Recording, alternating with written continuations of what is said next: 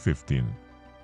Isang pangkat ng mga mananaliksik mula sa North Carolina State University at Rice University ang nag-unveil ng kauna-unahang motor-driven na submersible nanomachine na hindi pa kailanman nagagawa ng mga tao.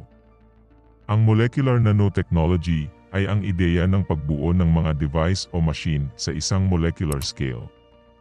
Ang nano ay tumutukoy sa billion of meters, sobrang napakaliit, na halos kasing laki lang ng atom. May sukat lamang na 244 na atoms sa mga miniature na robot na ito. At ito ay idinisenyo upang maghatid ng mga espesyal na gamot sa buong katawan gamit ang bloodstream. Ang mga siyentipiko ay lumikha ng mga biobot na una sa uri nito.